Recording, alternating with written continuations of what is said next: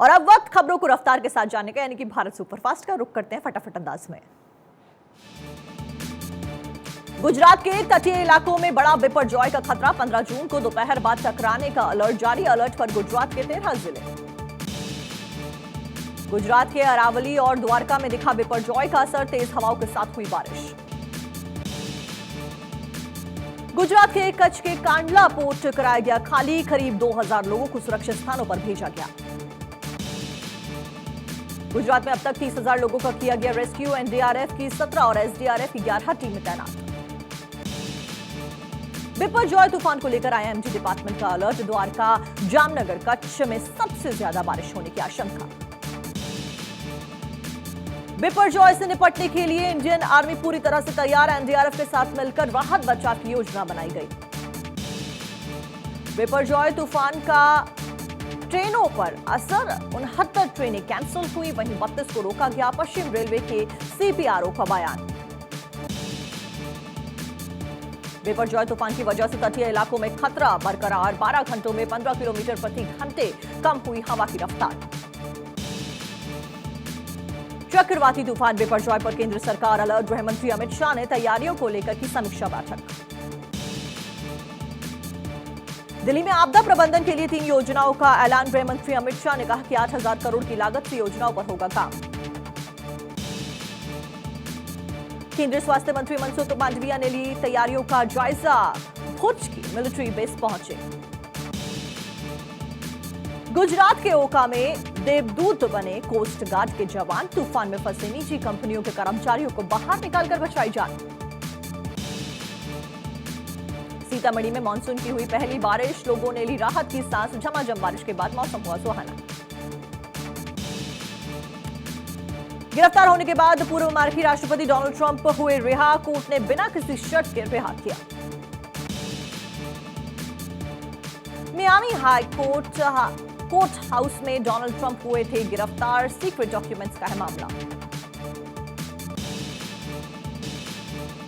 America के राष्ट्रीय सुरक्षा सलाहकार सुलीवन ने पीएम मोदी से मुलाकात की। द्विपक्षीय सहयोग को लेकर हुई चर्चा।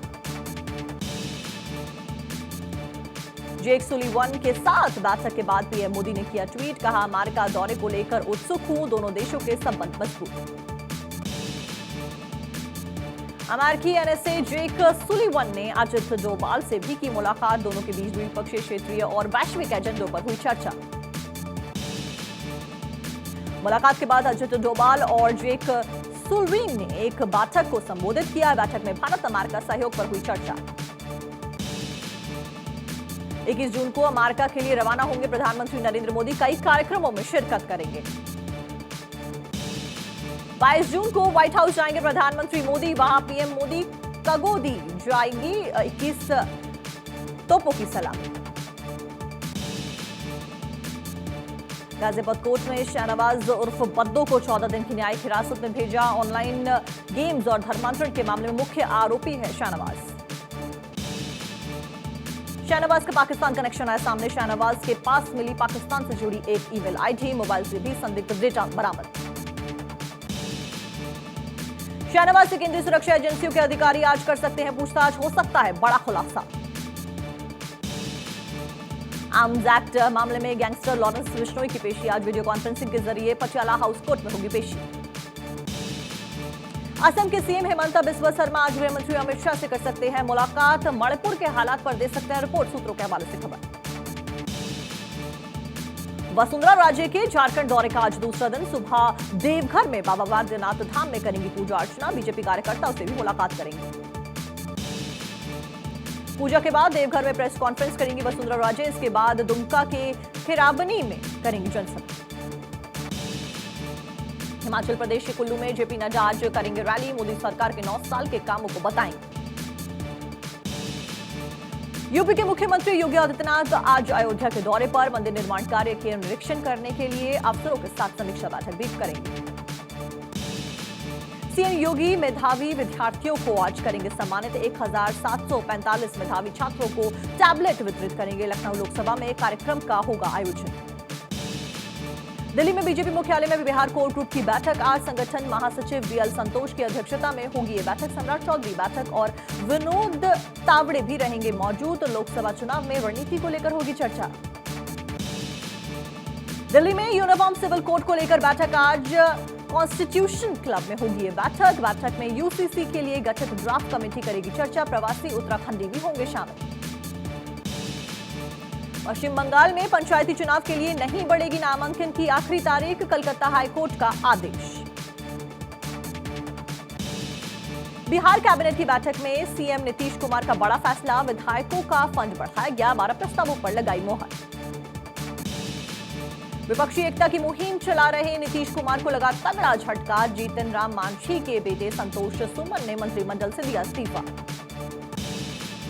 संतोष सुमन मांझी का नीतीश कुमार पर आरोप। कहा, जेडीयू में हमारी पार्टी का विलय चाहते हैं नीतीश कुमार, हम पर बना रहे थे दबाव।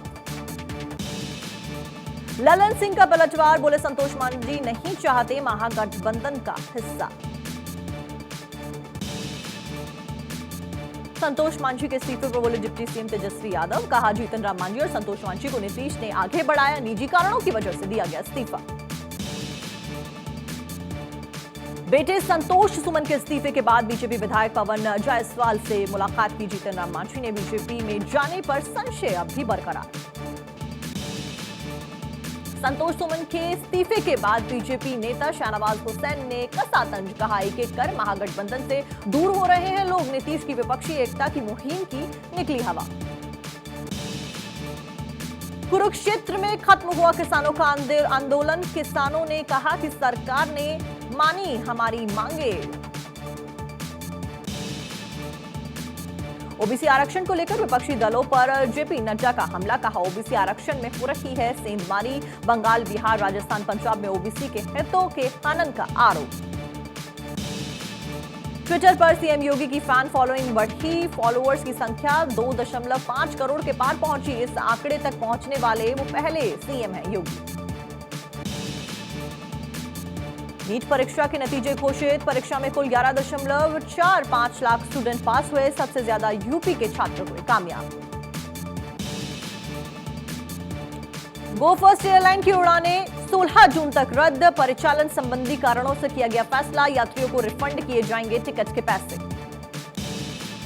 वीरेंद्र कृष्ण शास्त्री ने यूपी के अलीगढ़ का नाम बदलने की मांग की। कहा, अलीगढ़ को हरिगढ़ बनाएंगे। सीतापुर में धर्मांतरण का मामला सामने आया। दलित महिला के साथ में शारीरिक शोषण के बाद किया गया धर्मांतरण। नगर पालिका चेयरमैन जावेद और उसके परिवार पर धर्मांतरण का आरोप। हरदोई में हार नहीं लाने पर भड़की दुल्हन ने खास से किया इंकार और दुल्हन के बिना ही लौटी बारात। झारखंड में दूध विक्रेता की हत्या कर दी गई। परिजनों ने सड़क पर शव रखकर किया हंगामा। पुलिस द्वारा जबरन शव हटाने पर भड़के लोग। पुलिस ने किया लाठीचार्ज। हरियाणा के फरीदाबाद में नीमका जेल में बंद कैदी अस्पताल से फरार। कैदी के पैर में लगी थी चोट। वॉकर के सहारे अस्पताल से भागा कैदी। भागलपुर में मौत का 4 महीने से मातम मना रहे थे परिजन। नोएडा में मोमोज खाते मिला युवक। पिता ने ससुर और साले पर लगाया था अपहरण का आरोप। बिहार के पालीगंज में अवैध बालू लदे 34 ट्रक और ट्रैक्टर जब्त। बिना चालन महबलपुर में बालू से लाई जा रही थी बालू।